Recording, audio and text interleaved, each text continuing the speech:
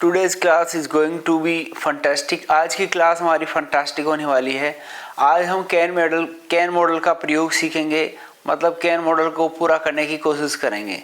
तो can model का हमने प्रयोग पढ़ा था पहले। एबिलिटी, दिमाग से संबंधित जो कोई भी काम हम कर सकें वो कैन में आता है। जैसे I can speak in English, I can teach in English, I can make the career, I can solve any problem. Ability के बाद में हमने बात की थी capacity.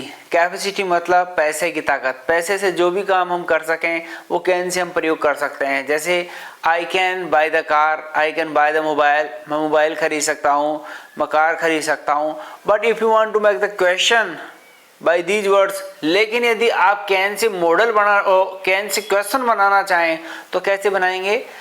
Can you speak in English? Yes, I can speak in English. No, I cannot speak in English. Can you make the career? Yes, I can make the career. No, I cannot make the career. हमेशा कहा जाता है, अक्सर word ये लोग use करते हैं, I will do this work, मैं ये काम करूँगा। will जो वर्ड है ना, फ्यूचर के लिए यूज करते हैं। I will do this work because I can do this work, मैं ये काम करूँगा क्योंकि मैं ये काम कर सकता हूँ। ये अपना कॉन्फिडेंस झलकाता है, इसलिए have a confidence in your life.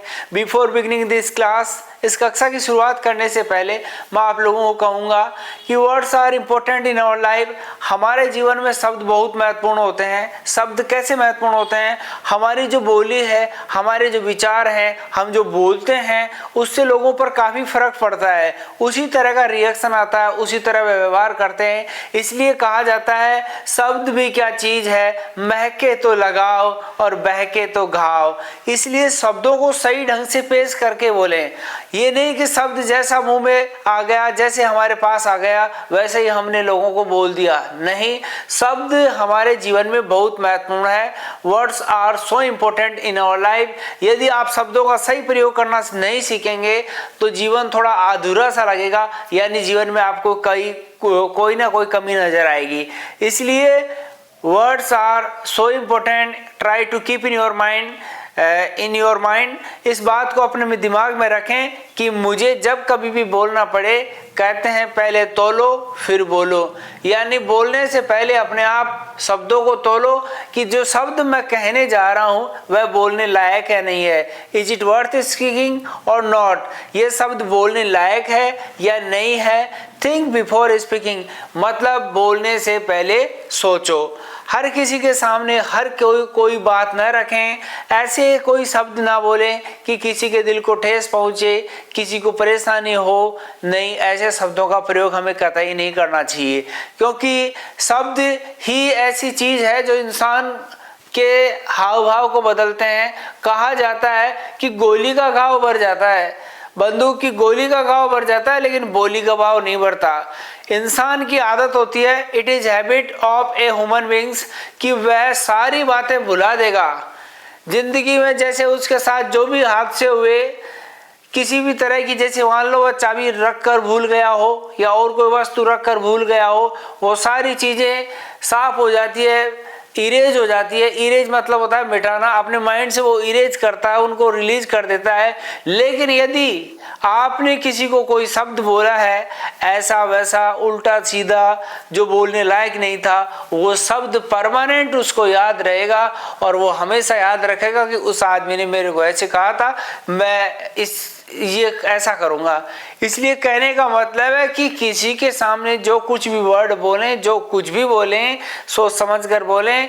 It is beneficial for us, ये हमारे लिए फ़ायदेमंद होगा। तो आज हमारी क्लास में हम पढ़ रहे थे कैन, और कैन के साथ हमने बी लगाया था और साथ में इट लगाया था। बी मीन्स होता है होना और कैन मतलब सकता है। जैसे इट कैन बी इजी, यह आसान हो सकता है। इट कैन बी डिफिकल्ट, यह तो कठिन हो सकता है। It can be very clear, यह तो बहुत स्पष्ट हो सकता है। लेकिन इसी को मान लो यदि आपको क्वेश्चन बनाना हो तो आप कैन को बाहर लगा सकते हैं। जैसे कैन इट बी क्लियर, क्या यह मौसम साफ हो सकता है? Can it be Sunny, Sunny means होता है धूप वाला। बाइटिंग कोल्ड मीन्स होता है दांत किड़किड़ाने वाली सर्दी। स्कॉर्चिंग हॉट मतलब होता है झुलसाने वाली गर्मी। Rain like cats and dogs, मूसलाधार वर्षा। कोल्ड मीन्स ठंडा, हॉट मीन्स गर्म, फॉगी मीन्स कोहरा वाला मौसम।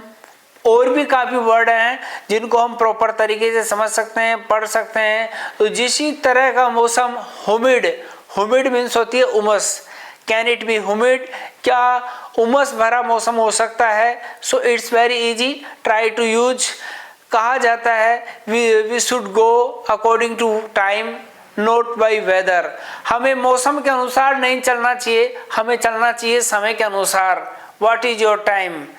यदि आप मौसम के अनुसार चलेंगे तो आप अपने डेस्टिनेशन पे नहीं पहुंचेंगे। Try to go according to time, time to time you should understand this and keep in your mind. हमेशा अपने जीवन में ये बात रखें, ज़्यादातर लोगों के साथ यही समस्या है। Mostly persons have this type of problem, they don't know how to use this, how to go with this problems. हम मौसम को देखकर अक्सर लोग अपने कार्यों की प्रणालियों को बदल लेते हैं, लेकिन ऐसा नहीं होना चाहिए। हमेशा अपने समय के अनुसार चलें, क्योंकि समय जो एक बार गया, passing time does not come back again, गुजरा हुआ समय वापस कभी नहीं आता है। और इसलिए समय का सही सदुपयोग करें। Time makes a person hero, time makes a person zero. समय इंसान को हीरो बनाता है तो समय इंसान को जीरो बनाता है। इसलिए डोंट प्ले विथ टाइम, इसलिए समय के साथ खिलवाड़ न करें। यूज योर एवरी मोमेंट, अपने हर पल का आनंद लें। यदि आप if you are a good man, यदि आप एक अच्छे इंसान हैं तो आप अपने समय का प्रयोग करेंगे, हर पल का प्रयोग करेंगे। You are suppose to like that, आपसे यही उम्मीद की जाती है कि आप अपने जीवन को बेहतर बनाएंगे। You will make your life better, so this is the most important thing in our life. Will meet again, have a nice day.